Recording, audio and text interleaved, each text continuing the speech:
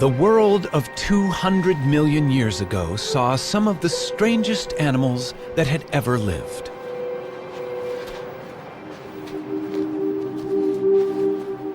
Nothing about them suggested they would become a huge success.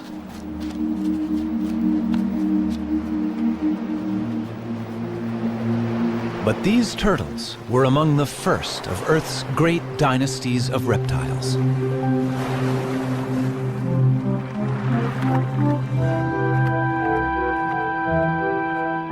Turtles then and now are unique.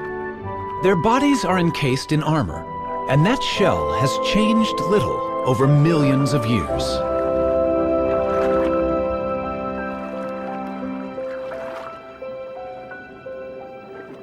Varying greatly in size, they colonized most of the world. But wherever they live, the basic shape of a turtle's body remains the same. Some land-dwelling turtles, or tortoises, are quite small. Others have become famous as giants.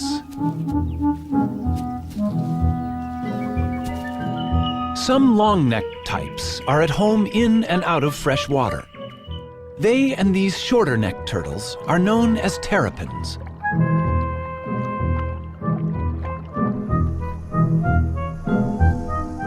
"257 turtle species exist. They live in every environment, from the driest of deserts to the coldest extremes.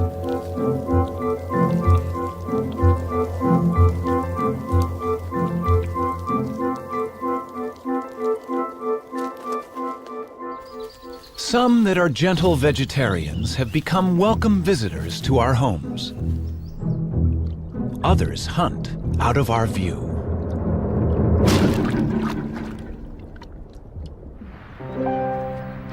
Older than the birds, all turtles may owe their success to their simple design.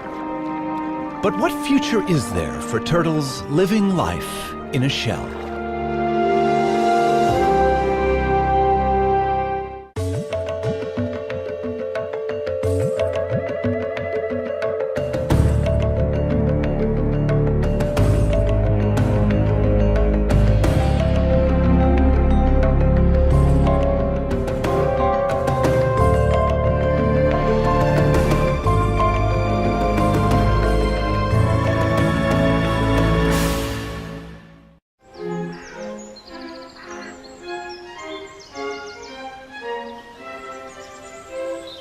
Powderham Castle in England is the ancestral home of Lord Devon.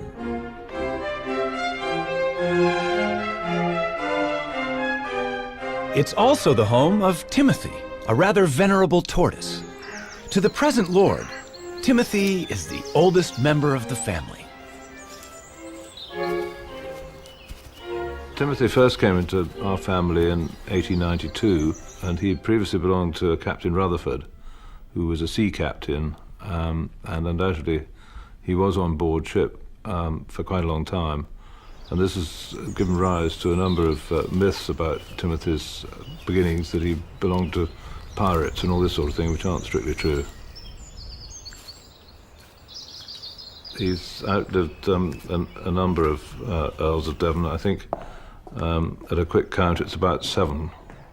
Or maybe I'm either the 7th or 8th that he's known. The suggestion is that Timothy is at least 162 years old. I think he mostly lives on sort of clovers and things, but his favourite really is strawberries. Now, my son, what about that?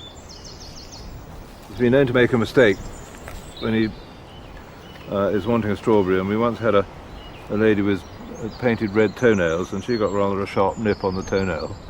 But he doesn't make too many mistakes. He knows usually what he's got. I don't know that he's terribly hungry at the moment.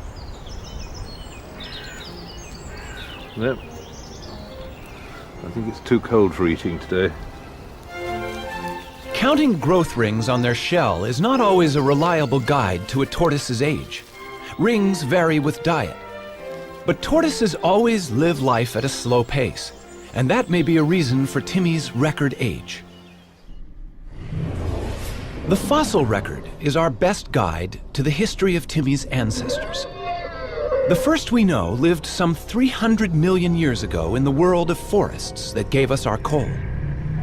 From such primitive reptiles, turtles diverged first, leaving dinosaurs and other reptiles to go their own way. Through the ages, there have been turtles of fantastic size and diversity. They saw snakes emerge 100 million years ago and witnessed the extinction of the dinosaurs. That turtles have survived so long is due to the extraordinary design of the shell that protects their body. The shell has remained virtually unchanged for 200 million years. A thick layer of hardened scale is its first line of defense, but a broad, bony layer, the carapace, provides strength. In other animals, this bone would be ribs. The turtle's backbone is fused to the shell. It's the support under the bridge. The shell of a turtle serves many purposes. On land, it's heavy, restricting movement, but great protection. Underwater, in a streamlined form, the shell allows for graceful swimming with surprising speed.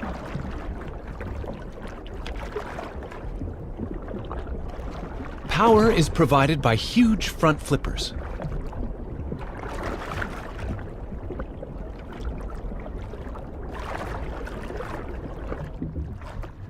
Sea turtles migrate thousands of miles, swimming on the ocean currents. Their hind limbs are mainly used as rudders for steering. Legs have no appeal for these sailors. Sea turtles only emerge onto land to nest, and even then, flippers are sufficient to haul the turtle over a beach.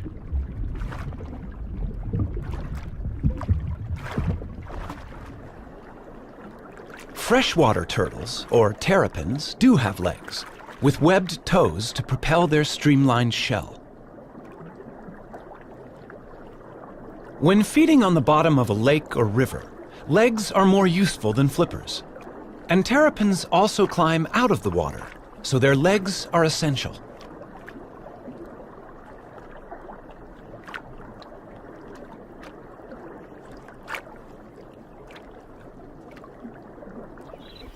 A tortoise, walking on land all the time, needs strong legs, in this case to carry it out of danger. The pancake tortoise also has a flattened shell that's handy for fitting into crevices. A caracal can easily spot a meal in these cracks, but the shell of this tortoise, being flexible, can be tightly wedged in the rock. This pancake tortoise's casing defeats the inquisitive cat.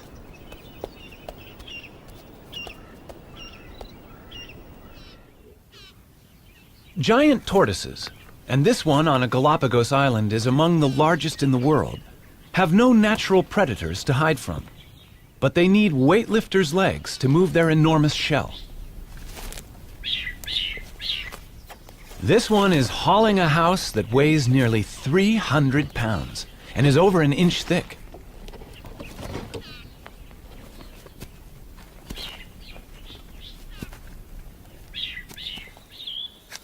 A tiny box turtle leads a far more troubled life in raccoon country, but its domed shell has a cunning device that usually outwits such hunters.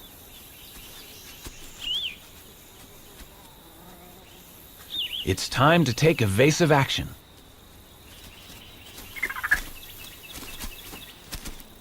The shell is hinged. The drawbridge comes up, and all of the turtle, head, limbs, and tail, is safe inside its castle.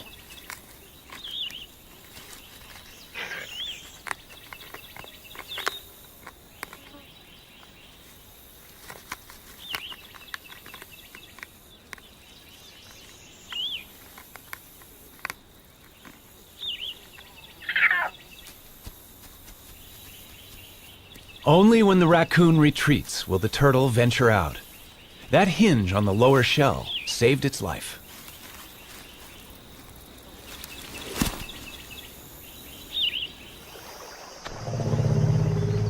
The turtle's shell has survived some huge challenges over millions of years. But sometimes, no matter how good the design, the odds can be against it.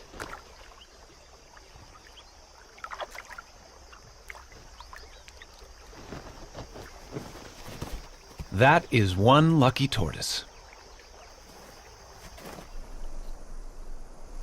Surviving the heat of a desert is a particular challenge for tortoises. They can only control their temperature by moving into and out of the sun.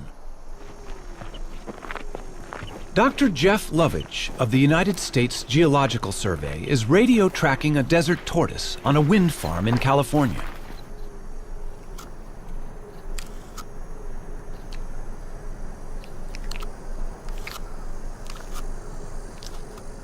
Desert tortoises have recently started to decline, and Jeff wants to find out why.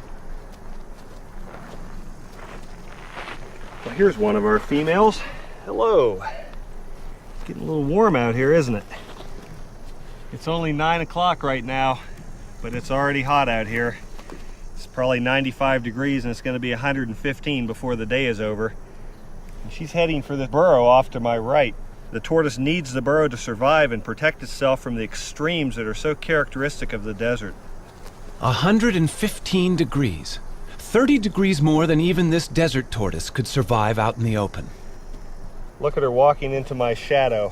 Desert tortoises take advantage of every opportunity they can to become cool in the midday sun. At the other end of the thermometer, extremes of cold present their own challenge. Some turtles in Canada can survive freezing temperatures. Called painted sliders, their frozen bodies are not drawing breath, and their hearts are not beating, and yet they are not dead.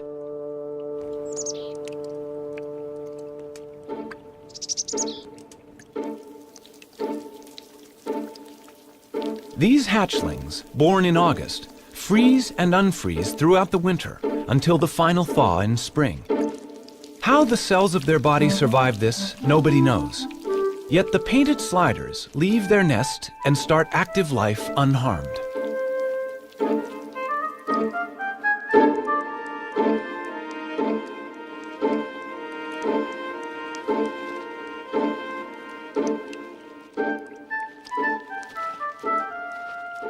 Such marvelous abilities to survive were entirely to the turtle family's advantage, unappeared on the horizon. In the centuries before refrigeration was invented, it was sailors who took advantage of the turtle's special qualities. Since turtles can survive for several months without food, they could be carried aboard as a supply of fresh meat. Killing turtles for their tasty meat is a very ancient practice. Wham! That's a direct hit. It's painless for the turtle, though, because we use a special kind of harpoon point, just enough of it to penetrate his tough layer of shell. That is now known to be nonsense. Nerve endings by the hundreds fill both shell and bone, but myths die as hard as the turtles. These turtles weigh from 300 to 500 pounds, and their age is estimated at £1 pound to the year. By the start of the 20th century, overexploitation had brought some kinds of turtles to the brink of extinction. Today, turtle soup and meat consumption continues despite international laws, which attempt to protect endangered turtles.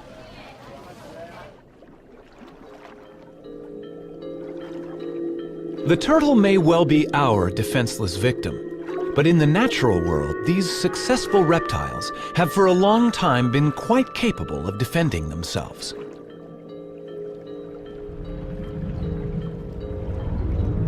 Tiger sharks and their relatives kill sea turtles in deep water. But in these shallows, this loggerhead turtle can turn the tables.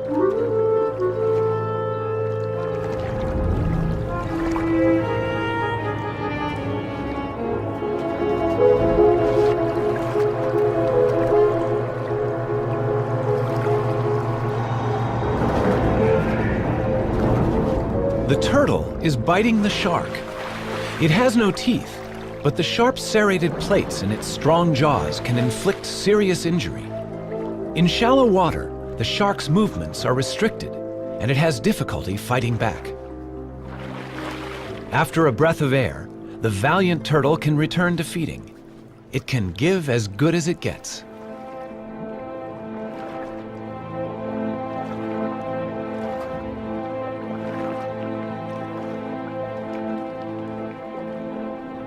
A loggerhead eats a variety of seafoods, but its beak is ideal for capturing hard-shelled prey. Bad luck for this crab.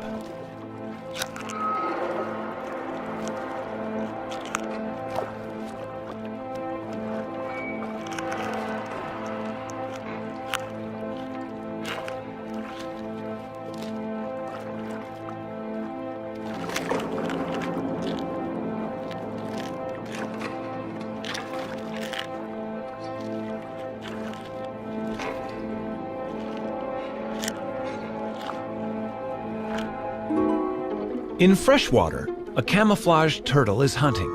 This is a mata-mata. It will blend with the fallen leaves and wait for a fish to come within range. Then, it simply sucks them in.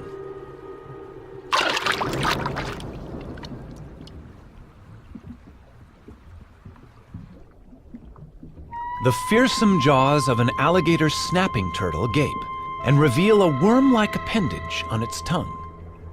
Lured by its wriggling, a fish investigates this death trap.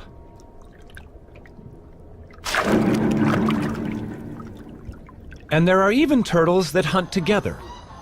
Donald Stridham knows that visitors to the Swardini Reptile Park in South Africa are fascinated by the bloodthirsty terrapins he exhibits there. It's feeding time in the terrapin pool.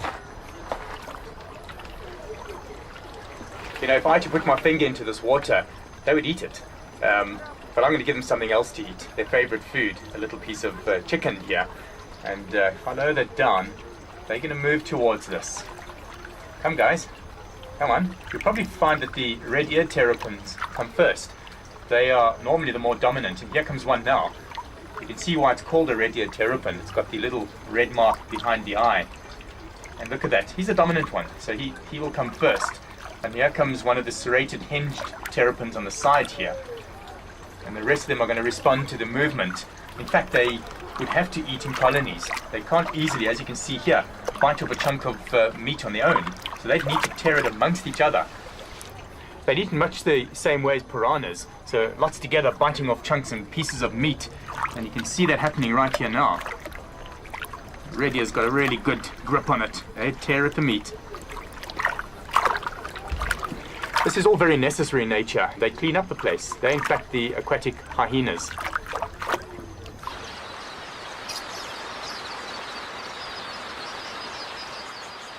Forget big game watching here. Keep your eyes on these little guys. Eating chicken on a plate in the reptile park is nothing compared with how these terrapins feed in the wild. The predator sizes up its prey, these quelea, which flock in the thousands. One terrapin grabs a bird. The others crowd in to snatch what they can.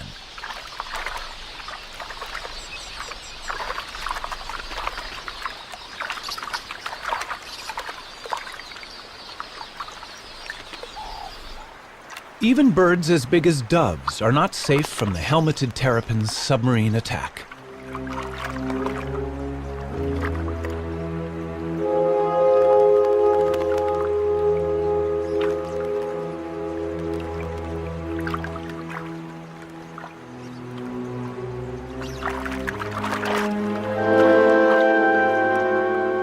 A lone terrapin could overcome the dove, but hungry rivals are on their way.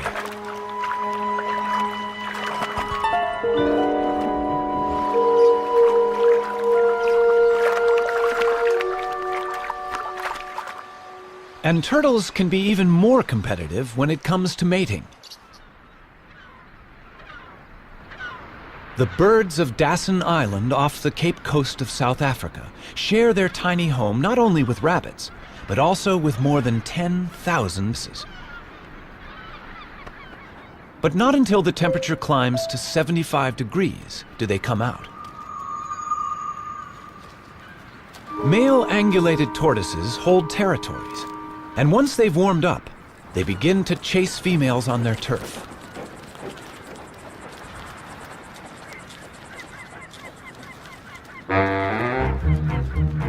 Once he's found one, he won't easily let her go.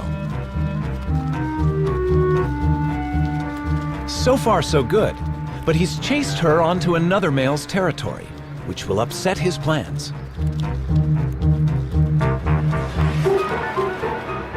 They do battle, a duel in the sun.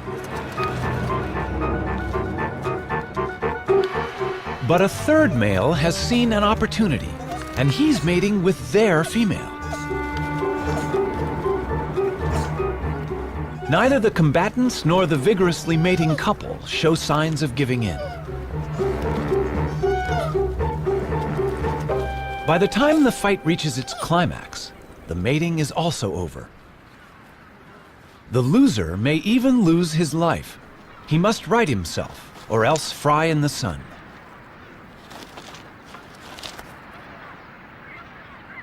The temperature is rising rapidly.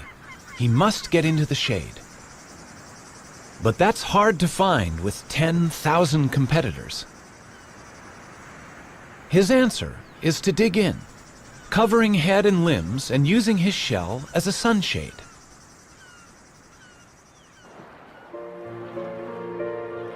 In tropical waters, temperatures are much the same all year round.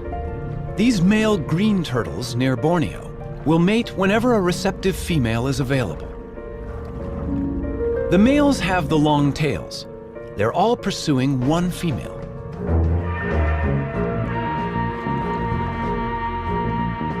A male succeeds in locking onto her shell and mating with her.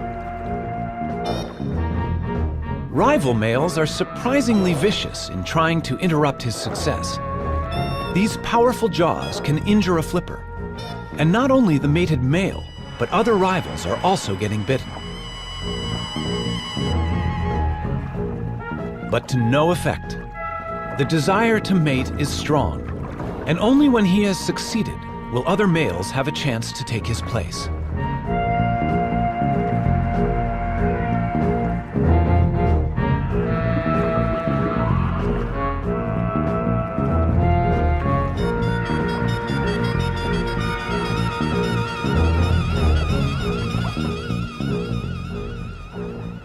In the sea or on land, turtles breed with little problem. But on the unique islands of the Galapagos, a crisis has arisen. At the Charles Darwin Research Station, the fortunes of the famous Galapagos Island tortoises are being carefully monitored.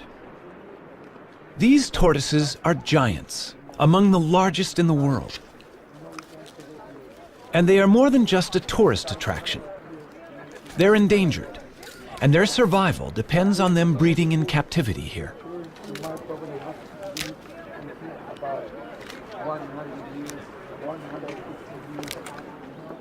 These baby tortoises are the hope for the future. Each island has its very own type of giant tortoise, found nowhere else. And in these pens, babies are being nurtured until they're ready to be taken to their particular island home.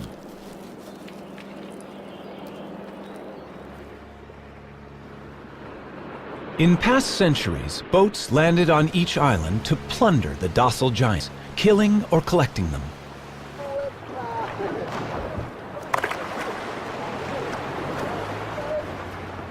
Today's boat is helping to right that wrong, bringing in young tortoises to replace those that were taken.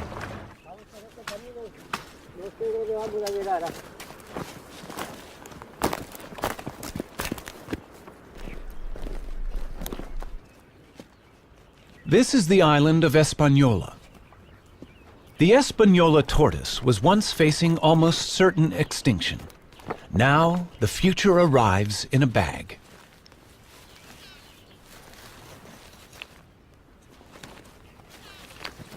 1,000 young tortoises have been released like this, all bred from just 15 adults collected in the 1970s. They should be safer than they've ever been. Their only enemy was people, and now the poacher has turned protector. In 20 years, they should all be as big as this adult. But this success has not been repeated for the tortoises of Pinta Island. The last remaining resident of Pinta is living out his old age at the Charles Darwin Research Station. They call him Lonesome George. More than 70 years old, he's the last of his species. All the others starved when introduced goats ate the plants of Pinta, and shipborne rats ate the tortoise eggs. Zoos and private collections worldwide have failed to turn up a relative. And even if a mate were found, he could be too old to breed. The Pinta Island tortoise may be the first turtle species to become extinct in the 21st century. The future of many of the world's turtles is a matter of concern. Even the olive Ridley sea turtles, famous for their mass egg-laying on this beach in Costa Rica, are arriving in fewer numbers each season. Randall Araus is familiar with the spectacular aribata, as it's called, here at Ostional. Ever since I was a very young boy, and I was always interested in marine biology. But then one day, it was 1982, I was a second-year biology student. I walked into the school and there was a big sign that said, "Aribata, we need volunteers." And I thought, well, I've heard about the aribatas and the turtle nesting. I should go check it out. Then I came to Ostional, right here at this spot, and I saw the aribata happening. And right then it struck me. Like I had to study turtles, and I've been doing turtles ever since. As many as 200,000 turtles might haul out onto this beach on one night. 20 years ago, it would have been 1 million, but this is still one of the biggest aribatas in the world. The turtles are right now congregating right out there. They're going to congregate in what we call the float, and they'll start coming up after the sun goes down, and probably by midnight or 1 in the morning, we're going to have a very high concentration of turtles nesting here on this beach, and they're not going to finish until sunrise, probably at about 8 or 9 in the morning. So yeah, it's going to be some pretty heavy work all night long. We basically know that these turtles come for 2 or 3 consecutive aribatas in a row. Then they're going to leave, and we won't see the turtle again for another year or another 2 years. The aribata that we're witnessing now may easily have 100,000 turtles participating. And 100,000 turtles at 100 eggs per turtle, roughly, that means 10 million eggs. Eggs are the turtles' investment in their own future. But eggs can also produce illegal income for poachers.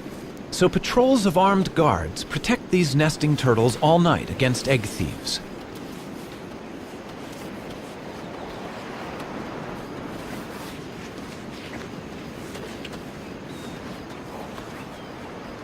This female may have mated with several males offshore. So each of her 60 to 100 fertilized eggs may have a different genetic composition, which is healthy for the future of olive Ridley turtles.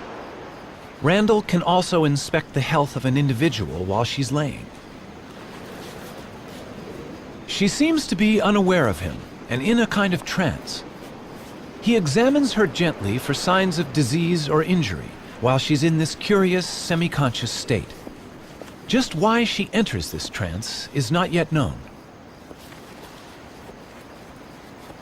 The studies carried out on this beach indicate that roughly 8% of all the eggs laid on this beach will actually hatch and turn into little turtles. Now, that does not mean that these little turtles will turn into adults. A wild guess is 1 out of 100.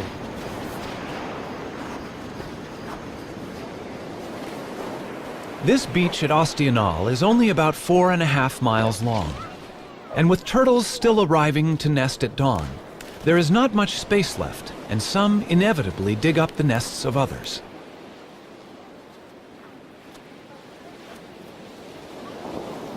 Many eggs get damaged, and the loss is enormous.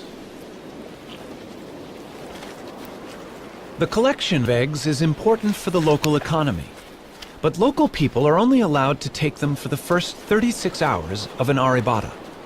It's a conservation plan they're happy with. The community of Ostional protects their turtles in many ways. Probably the main way is they respect the management plan. There are rules as to when you can harvest, when you can't, and the community as a whole complies. You can only harvest the eggs for the first 36 hours. The eggs have to be packaged in a special way. There has to be receipts, there's all this paperwork. And the people of Ostional comply with all these rules and regulations to their very best. And they get a good harvest without harm to the turtles. Soft-shelled, the eggs travel well to a luxury market, where some are enjoyed over the bar in a pricey drink they call baka.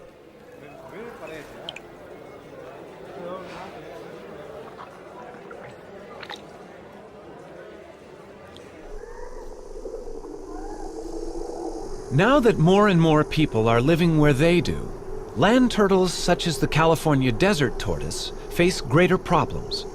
This rivalry concerns Jeff Lovage. When you look at what people have done to the desert in the last 100 years, it's amazing that it's survived. I mean, here we have this rugged old touchstone, a place that looks timeless, yet it's changing very rapidly, in a place that was formerly virtually empty of people and now sits in between Phoenix, Las Vegas, and Los Angeles, some of the most highly populated cities in the United States. And we put roads in through the whole desert.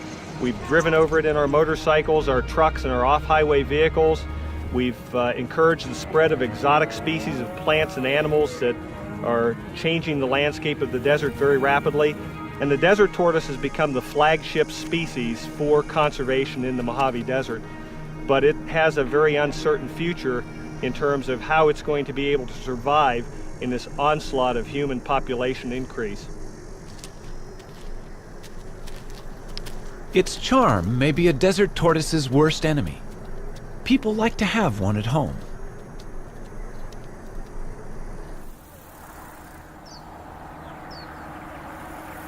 Problems arise when the once loved pet outgrows its welcome. It seems so easy and kind to let it go in the wild. But Fred, or whatever his pet name has been, is about to cause problems among the wild tortoises he will inevitably meet. He appears to have a cold, a viral infection that he'll soon pass on to others.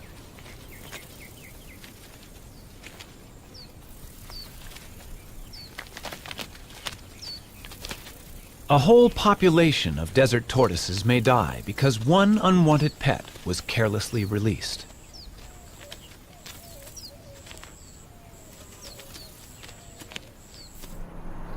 Close to towns, tortoises are presented with other problems. Our roads cross their territories, and they get injured.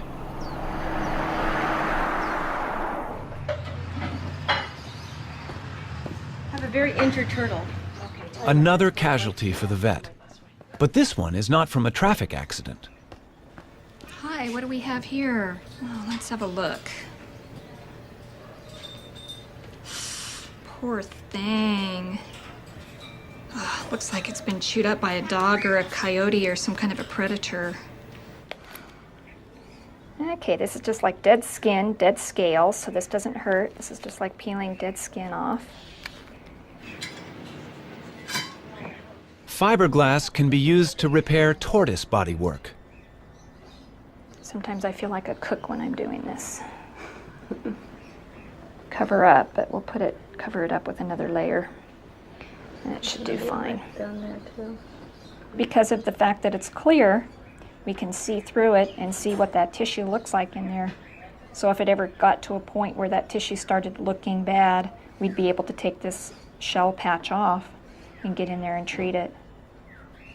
All right.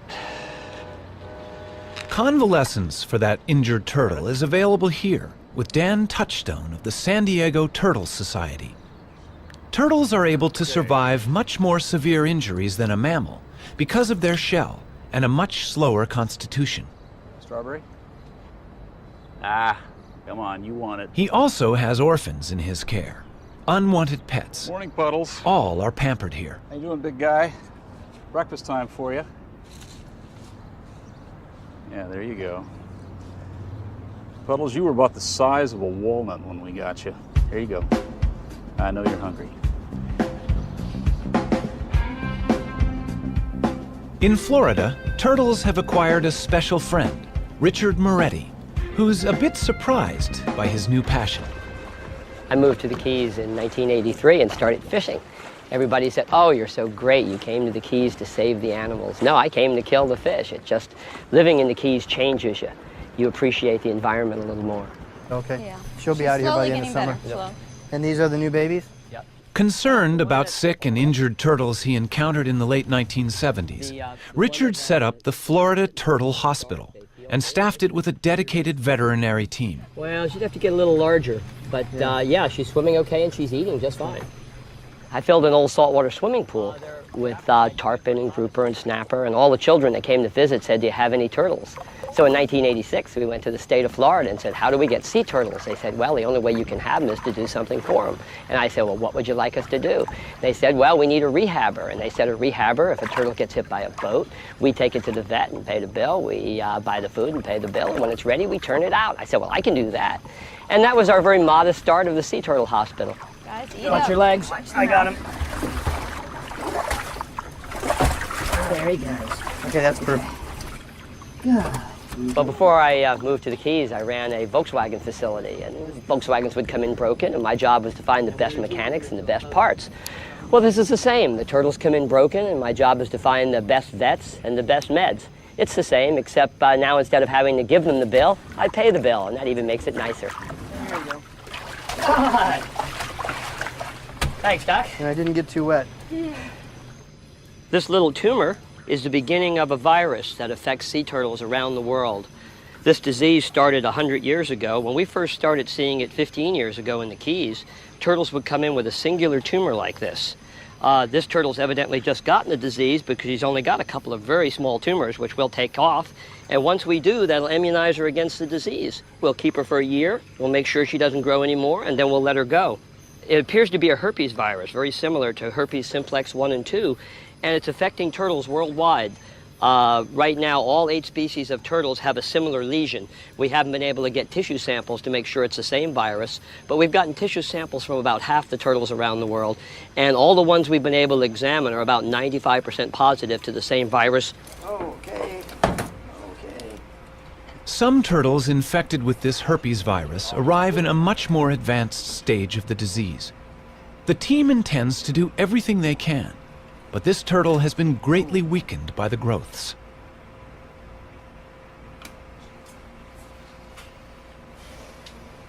Notice the contrast difference. You have a radio opacity here. Notice it's not bone dense and it's not soft tissue dense.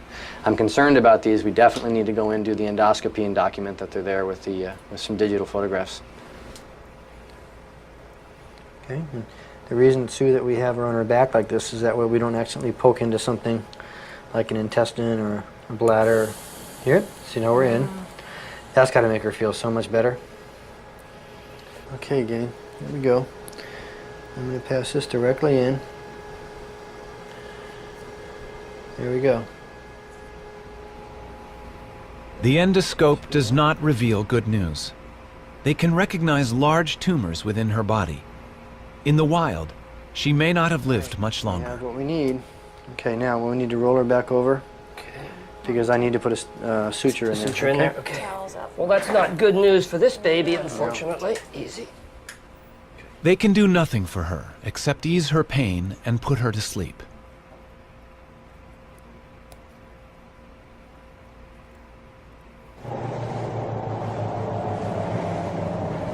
The joy of success helps make up for the sadness of failure. And today, 4 rehabilitated turtles are going home. They look like they're ready. Yeah, after never being out of a tank, they're going to enjoy this big tank called an ocean, huh? All right. Have lots of babies, guys. Are you ready for this? You look ready. You're beating me up already? You got your jewelry? Yes. Okay. You can go. Moments like this reassure Richard Moretti that their work is worthwhile. All right, Guy. Shall we send them in pairs? All right, sounds good to me. All right, they're roommates. They've been roommates. Okay, there they go. Ready? Usually when you see wildlife being worked on, it's usually on a picnic table with a buck knife. But we've built a state-of-the-art facility to give these animals the care they really need. Those little turtles that were just released, when they came in, they had been trapped in roots when they were born, and they struggled to get out. And they were cut all the way to the bones, all over their body from struggling with those roots. It took us 2 years to get them ready, and you saw those were nice, healthy turtles. And the feeling, taking a wild animal that's going to live a lot longer than I will, back out into the ocean and turning it loose for future generations, well, you can see, goosebumps. It's great. Nothing feels better than being able to put something back for the future.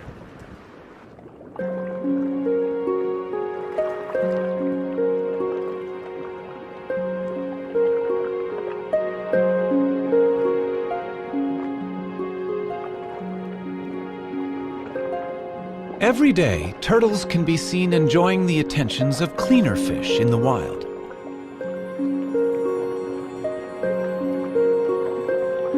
The fish feed on algae, and in doing so, clean the turtle's shell. It's a partnership that's millions of years old.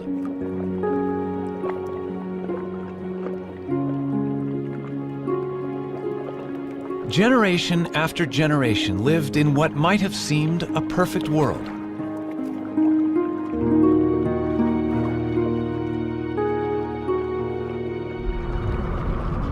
But change is sweeping through the ocean.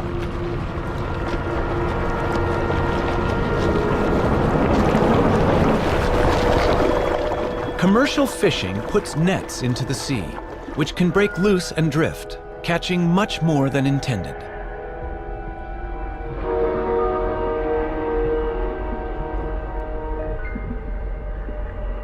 These death traps can also snare and drown frightened turtles.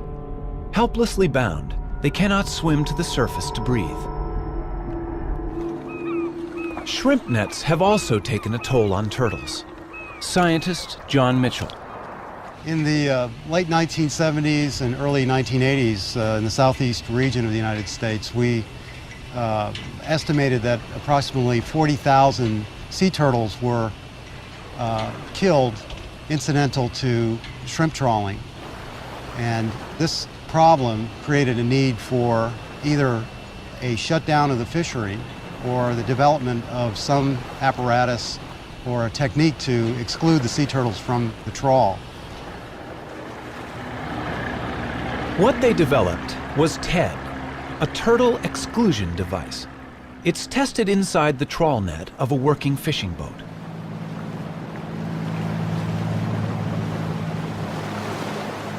The net is being dragged behind the boat, and the TED is fixed inside the net at the end. The idea is that a turtle in the net hits the device, is pushed up the ramp, and escapes through the top of the net. Only a live turtle can test it. In this situation, a turtle would normally be fatally trapped with the shrimp. But on reaching the TED, the turtle, much bigger than the shrimp, hits the bars, is guided upwards and out into the sea, none the worse for its experience. It's a simple invention, but it saves the lives of many turtles. And the use of TEDs desperately needs to be encouraged worldwide. Here in Central America, we know that in Costa Rica at least 15,000 turtles are being caught a year.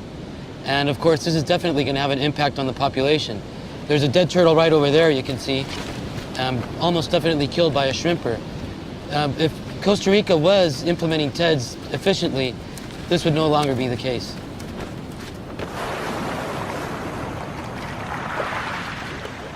In the sands of this beach at Ostional, the olive ridley turtles have been developing for some 60 days.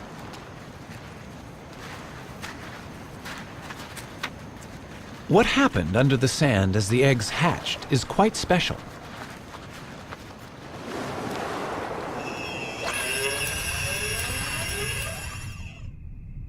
The eggs at the bottom of the nest hatch first. The hatchlings climb to the top of the chamber, and down below, sand fills the space they left. As more hatch, the floor is gradually lifted to just below the surface, and the hatchlings emerge together.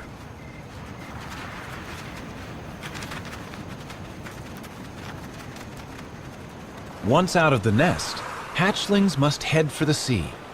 But how do they know where it is? Light is a crucial factor for orientation. The sea is always brighter than the land. It's thought that when they are grown, these turtles will return to this very same beach to lay their eggs.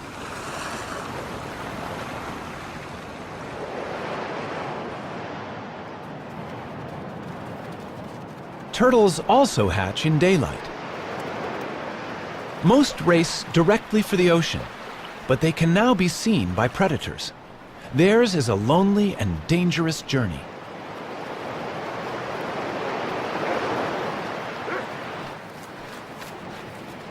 On this beach, almost every animal has a taste for turtles.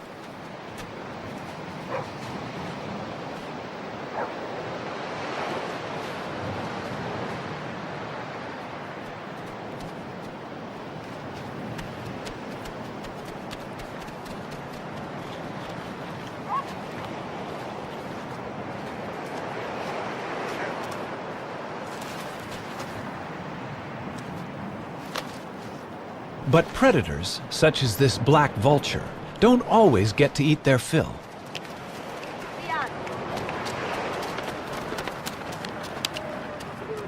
Survival of the turtles is important to the local people. When the turtles are hatching, the women all organize and they go to the beach. They shoo the predators away to make sure that the little turtles can make it into the water. They try to make sure that all these little turtles make it to the water safely, because of course it's to their best interest to make sure that these little turtles make it to the water. They eventually turn into adults and come back and participate in an arribada 10 years down the road. Although some 10,000 hatchlings will survive to become adult turtles, remember 10 million eggs were laid in these sands.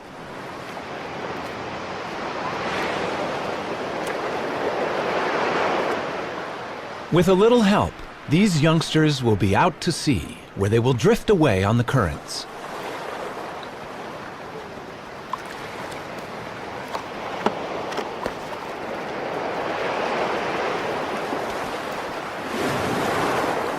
No one knows where they go. Perhaps they hide from ocean predators among floating seaweed, where they can safely feed and grow. But it will be 15 to 20 years before they return to these waters. Before people ever began helping turtles to survive, alligators had been unwittingly doing so for millions of years. Young red-bellied turtles are hatching from eggs laid in the alligator's nest. The rotting heap is warm and humid, as good for incubating turtles' eggs as it is for hatching alligators. Both stand to gain. Alligators eat a good many adult red-bellied turtles.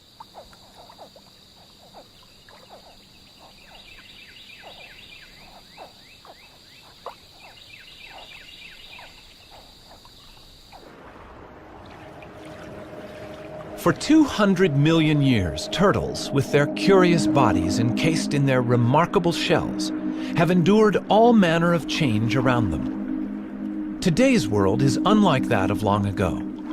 The oceans are threatened by human pollution and greed. Ancient homelands have become deserts. Islands are overrun by vermin. And the future for these reptiles may depend on us. We don't know really what role they play in the overall scheme of things with the ecosystem.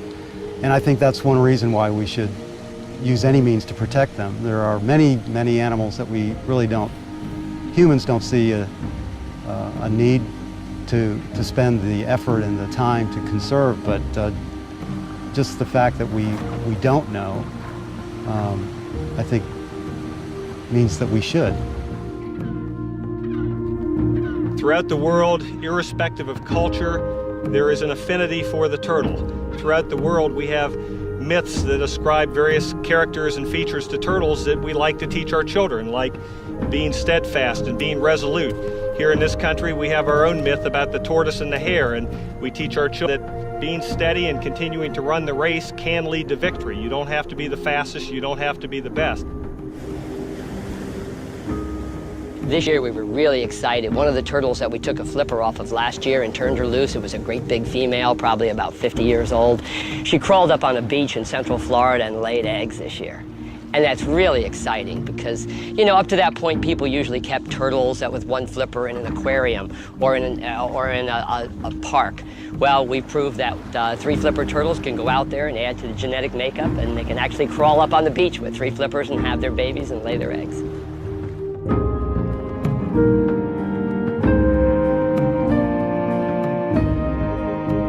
They're 200 million years old. Those are living fossils that we put back in the ocean. And hopefully with a lot of help from our friends that help us work on turtles, we'll see them into the next millennium. But it makes you feel really good. You know, we use so much of our assets and our environment up. It's so nice to put something back for the future.